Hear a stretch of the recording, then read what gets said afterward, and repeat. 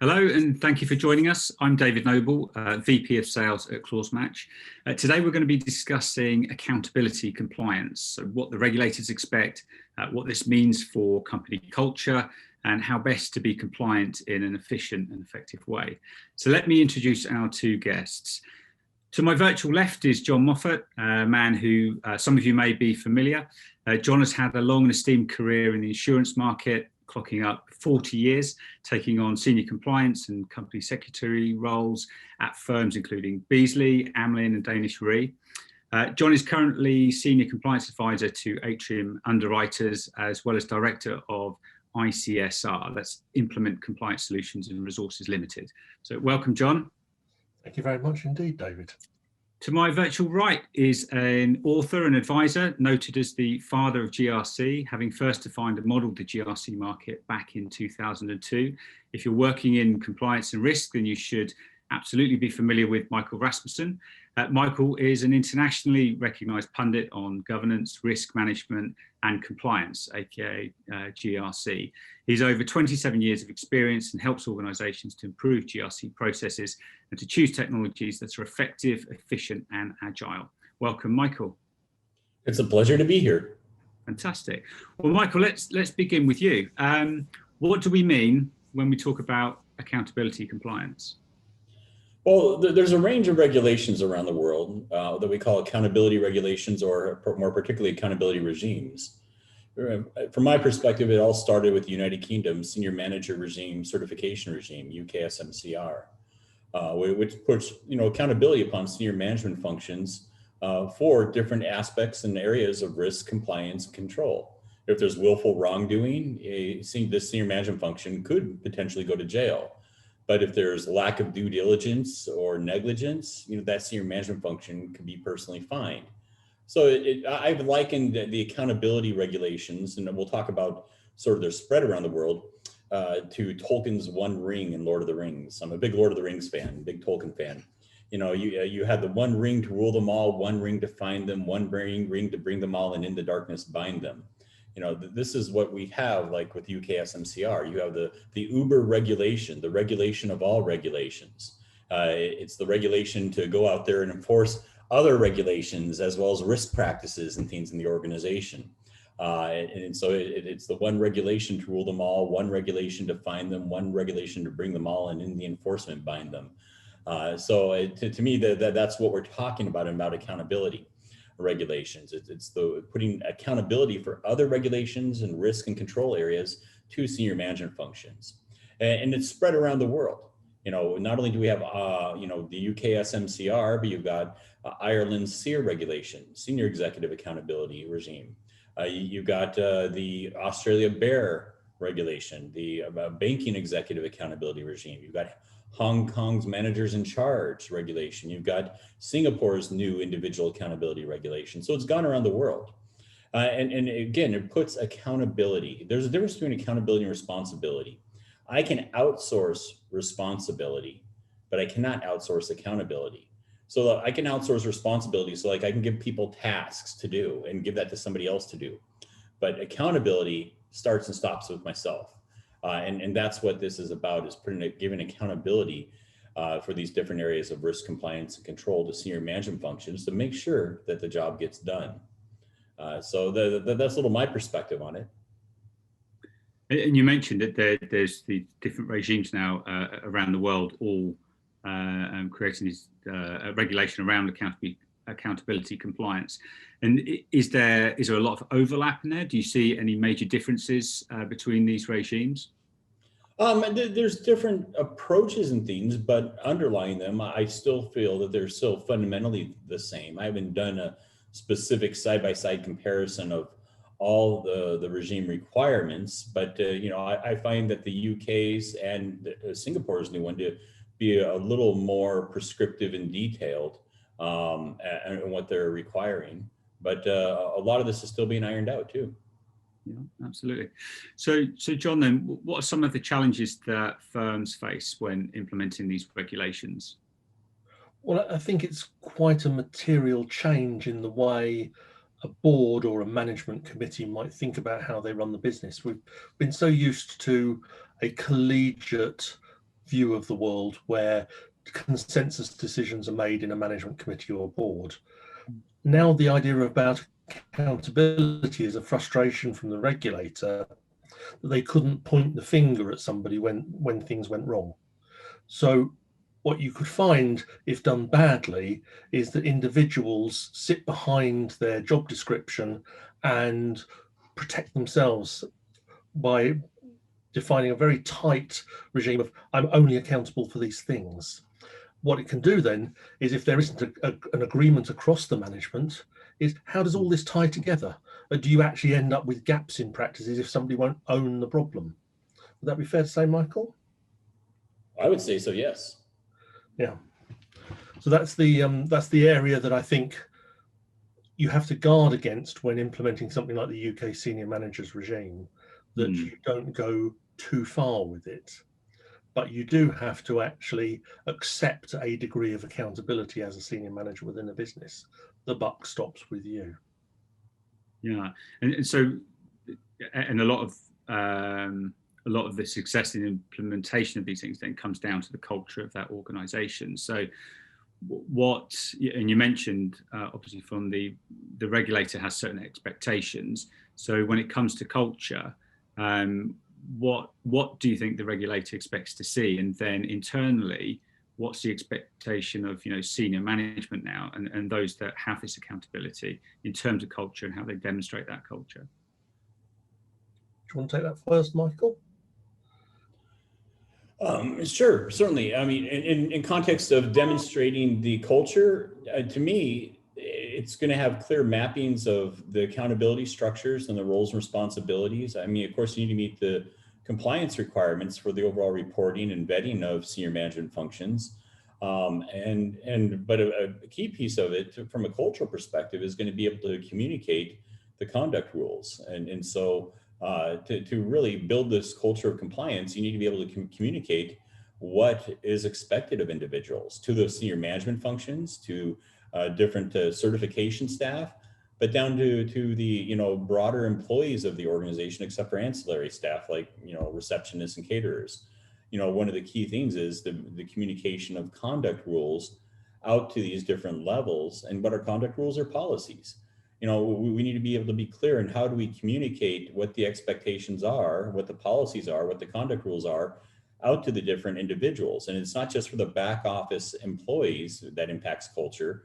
So it's not just senior management functions. It's not just, certification staff of risk officers, compliance officers, anti-money laundering officers, individuals like that. But strong culture is going to get all the way down to the frontline employee, the teller at the bank, the insurance agent out there in the field.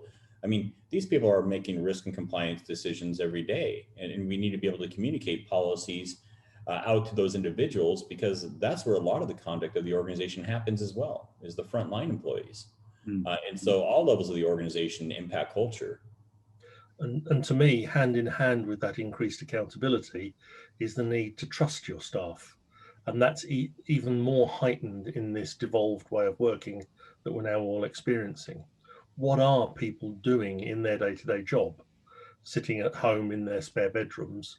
And how do you maintain governance oversight of a devolved workforce? And one of your biggest tools has to be that you trust them. Now, proving that through a regulatory framework is very hard, I would say. And do you think that this then brings more internal pressure on the compliance department as a result? Yes, you've got to be able to prove the statements that you're making, and culture is very easy to say and very hard to prove or to evidence. So you have to think very carefully about some of the statements you make, because you can easily fall over yourself. All of our customers love us.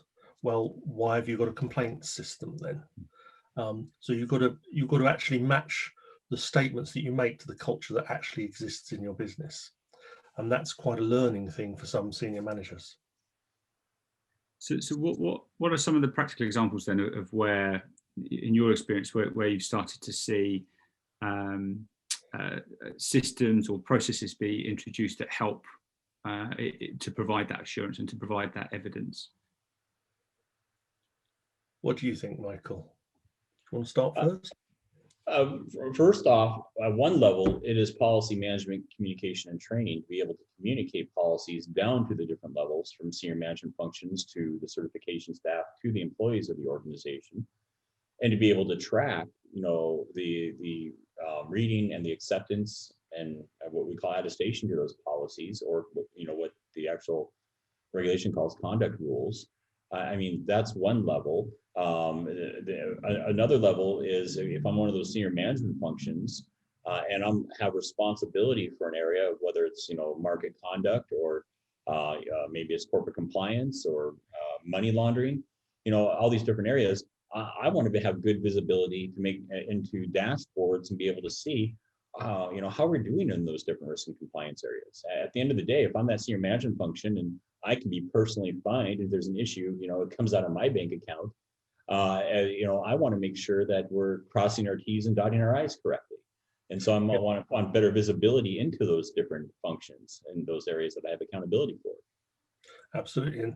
And hand in hand with the policy and training has to go exception reporting and monitoring across your business, so that you can gather evidence that the things you've written down in your policies are actually being followed, because that's your control environment.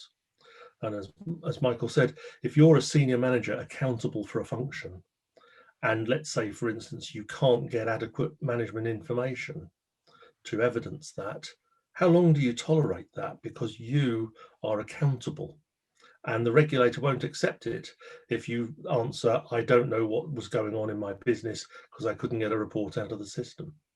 So that to me is the accountability piece coming in. And John, in your experience, do you think that this accountability compliance then, does this bring the compliance department and the risk department much closer now to those senior managers? Is there an expectation from senior management that they have a much better insight now into what it is that compliance is tracking, how they're reporting, what they're reporting? I think it's a continuing trend of seeing compliance now having a seat at that senior management table. We no longer attend or report to it. We're there helping bring those rules into force within the business, and actually then making it manageable within the business, because otherwise you can just tie people in knots with an onerous control regime. Yeah, exactly. And so Michael, what's your view on that then? How do you make sure you don't get into a position where you're just tying people in knots now, and actually,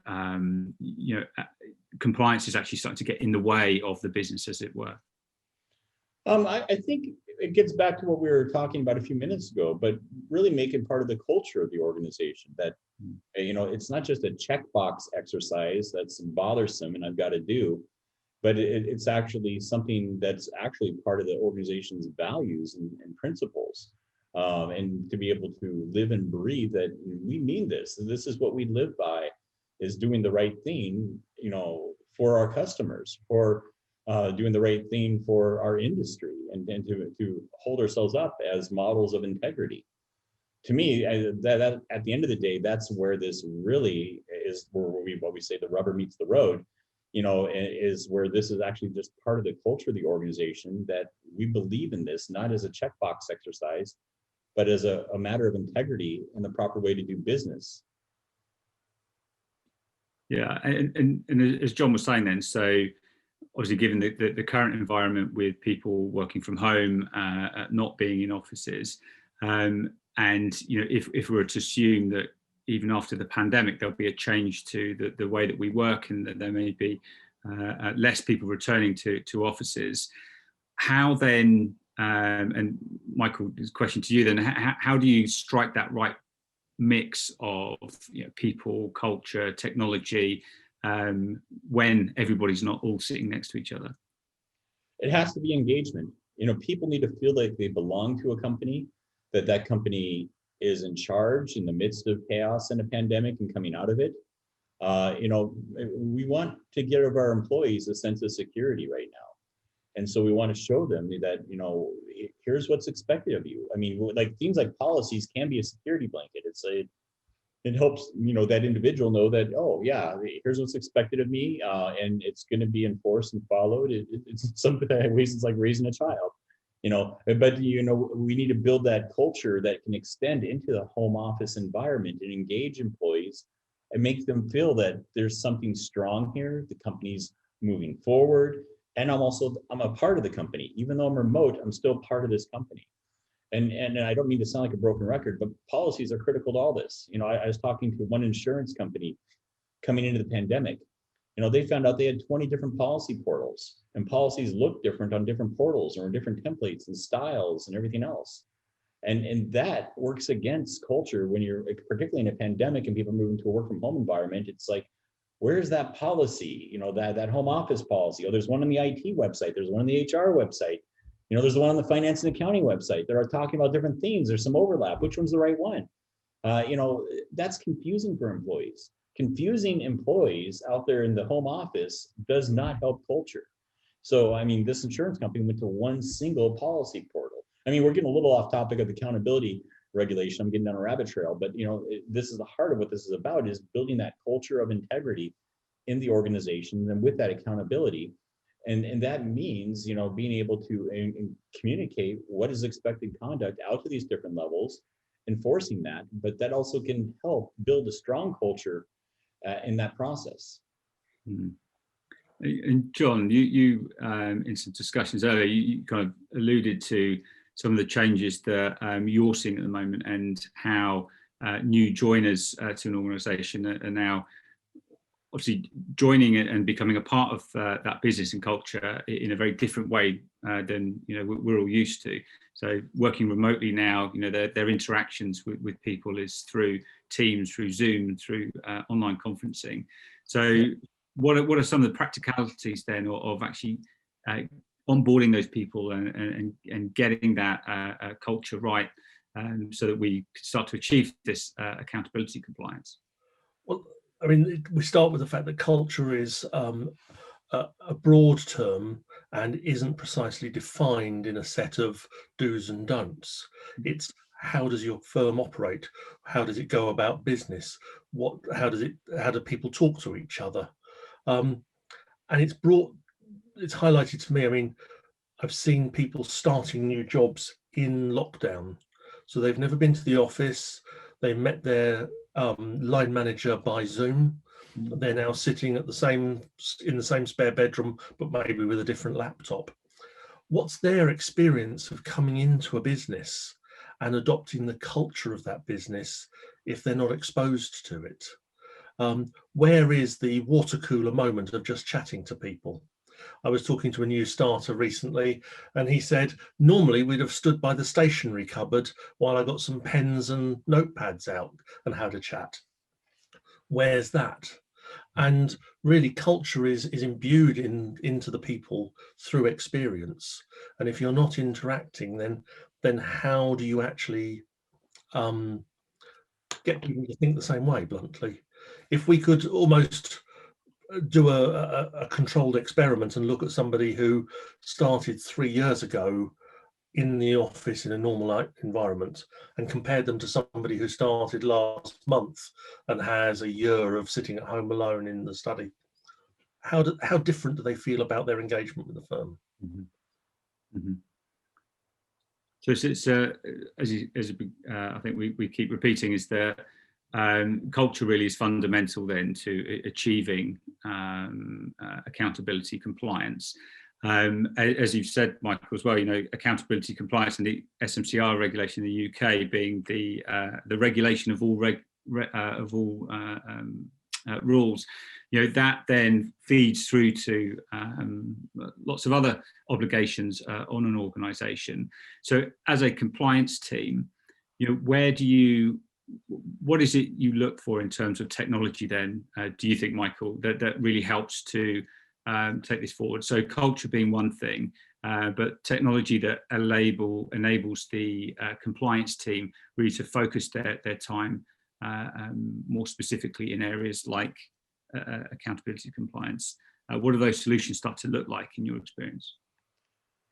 In my experience, it helps, although there's technologies for UK SMCR and there's technologies because of UK SMCR.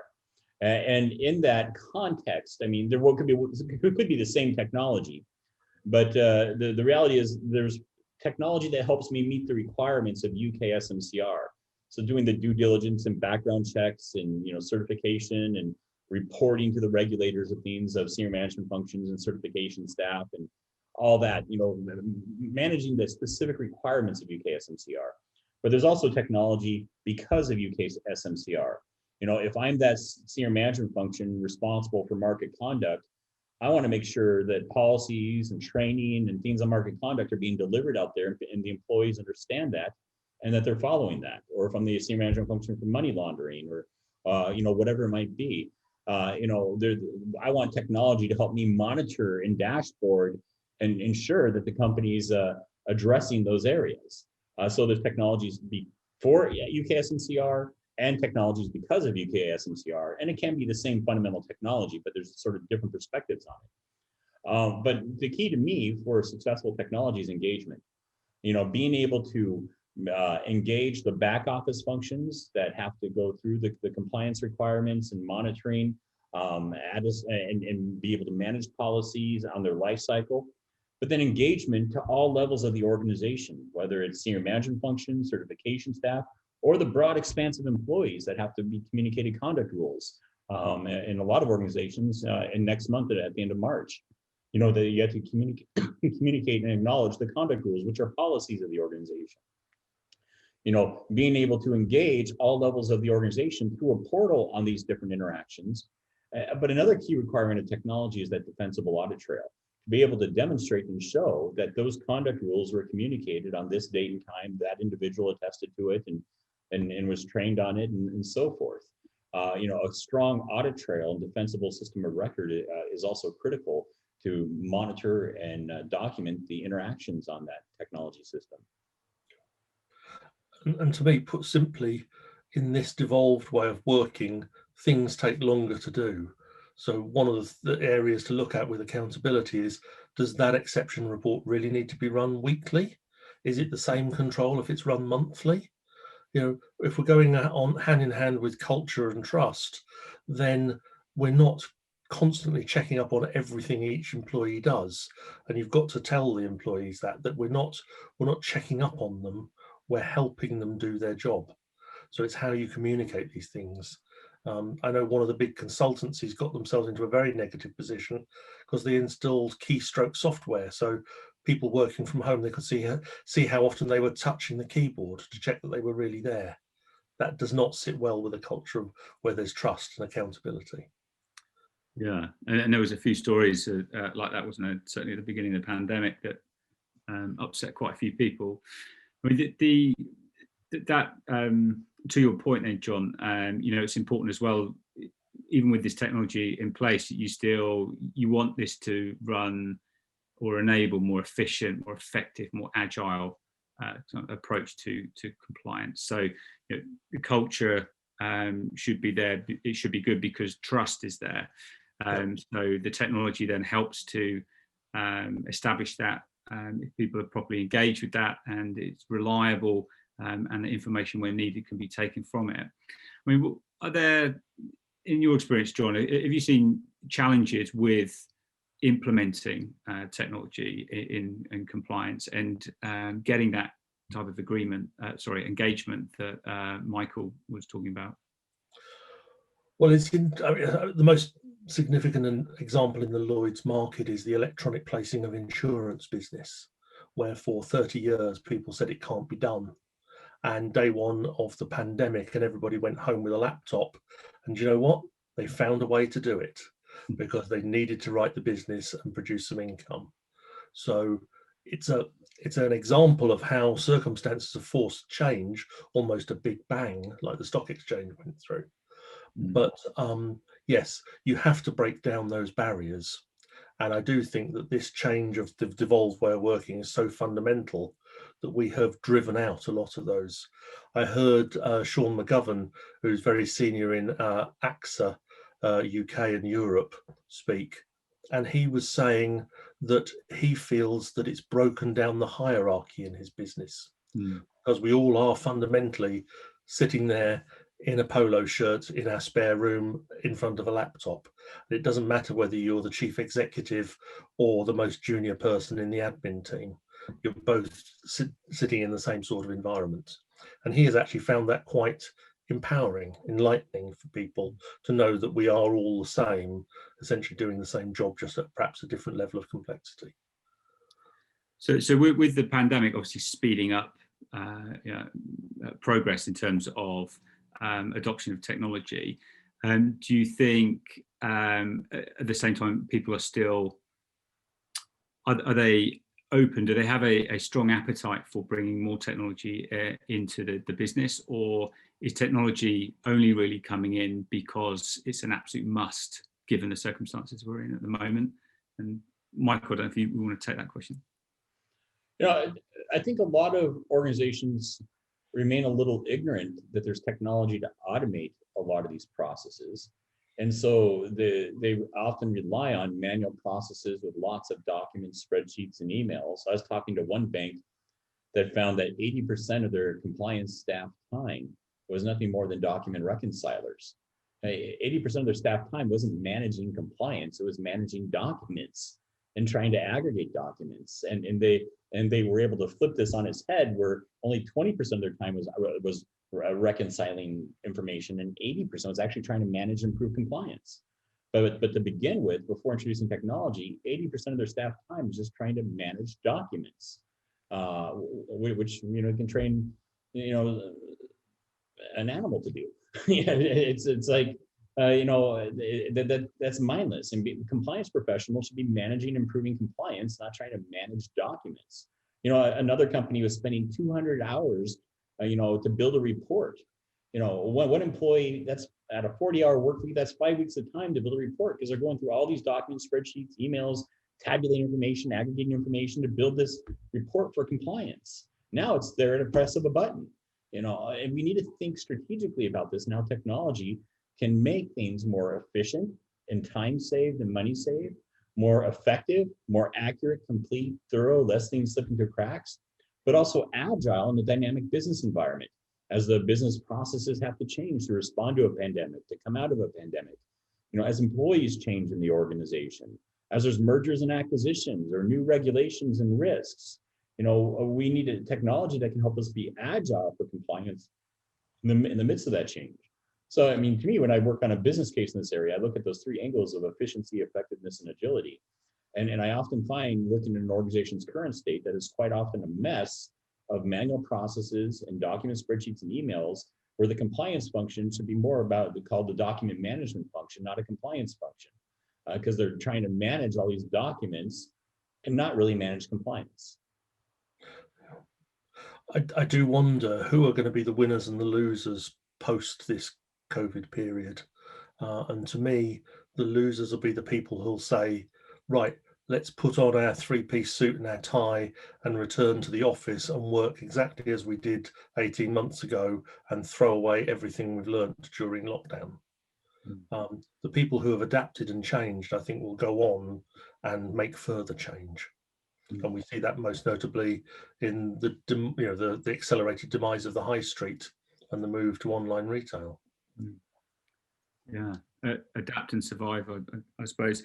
But it's an interesting point, and Michael, you made that a lot of firms are essentially ignorant to the opportunities for using technology in order to have more agility, more effectiveness, better efficient and compliance processes. How do they overcome that ignorance? Is it down to people like us to keep pushing these messages? Is the onus on those compliance teams, those operations teams, to kind of go out and find that for themselves? Do we have to wait for them to kind of have some kind of failure before they start to investigate? And maybe John, you could come in on this. What's driven you really to start to develop a compliance technology strategy and start to bring that into the organization, and where do you see that being replicated elsewhere across the industry? Well, for me, it's just simply adopting more modern, flexible practices that creates more time in your diary. I've talked about how it takes longer to do things in a devolved way of working. Well, how can we create that space? And I would say one of the biggest things a firm could do is go and talk to its staff and ask them a few simple questions. What's the job you most hate? Can we get rid of it? Can we do less of it? Could we do it differently? Is there another tool? Is there another way? And the people who transact your business are the best people to know how things get done. So listen to them and then give them tools that make their job easier. Absolutely. Well, I certainly concur with that, as I'm sure you do as well, Michael. I certainly do. I mean, making our job easier and in that context, more efficient, effective, and agile is all critical. And how do we streamline things? And then the pace of change, a bank like one bank in the UK that I've interacted with, they had one policy that went through over 70 different reviewers and took over 6 months to update.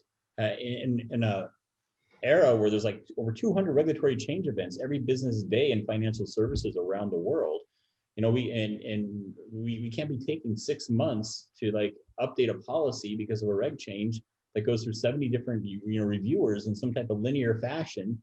We need more collaborative technologies where people can be working all together at the same time to bring efficiencies and to deliver greater effectiveness for compliance in the organization.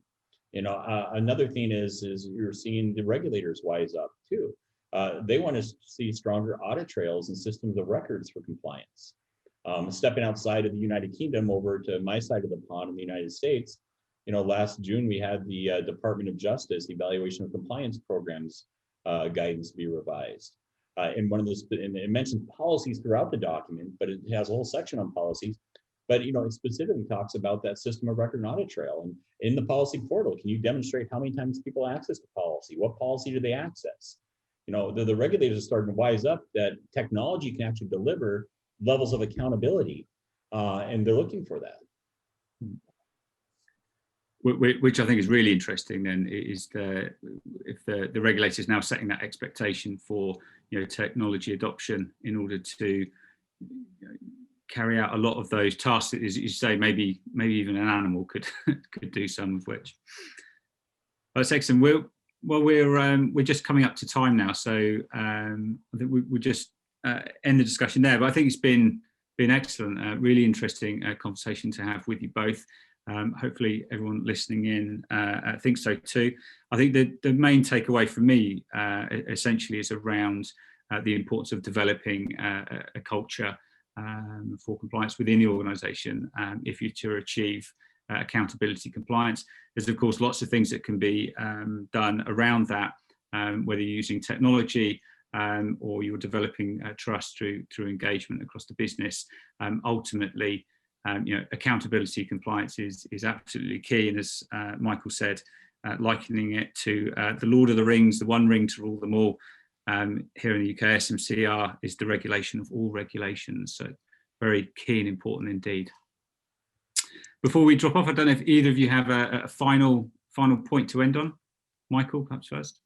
I mean, you were just making me think on that last comment, and that even though we talk about UK SMCR and I referenced the other accountability regimes, these regulations have a global impact. I've talked to several North American, US-based financial services organizations on how do they respond to UK SMCR because they've got operations in the United Kingdom. And so a lot of these regulations have global impact and they cross jurisdictions and things because these firms, operate in multiple jurisdictions. And I think that's a key thing. I mean, certainly for any, like you say, organisations operating globally, to understand the overlap in these different regimes. And of course, we're not just talking SMCR, but all regulation. The complexity of doing that alone takes you beyond manual, what's possible with manual processes. So the ability to understand how those regulations, your regulatory obligations, then start to impact those policies and procedures and controls that you have inside the business. Ultimately, I think that becomes then really key for technology to start to take over and to give that time back. I think, as you both mentioned, give that time back to compliance officers to spend with the business on those kind of high value tasks, as opposed to just trying to piece information together and manage documentation. So it's really key. And John, final point from you. Well, it was simply just to dwell on the issue of accountability. If you talk to any professional in a role in a firm, whatever the hierarchy, you say, do you expect to be held accountable for your actions? Of course they do. And 95% of that compliance is that good people turn up to do the job well. The issue here is that extra 5%, evidencing it, making it manageable, and having a control framework that the business can rely upon. Mm.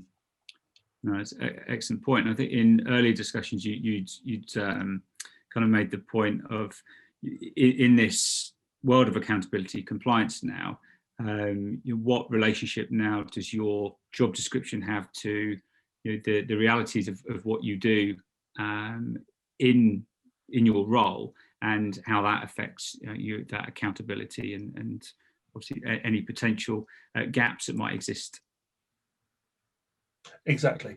Where you've got a disconnect, you've got yourself a problem, because then the goals that a business is trying to achieve or the cultural statements that they've set out simply don't tie back.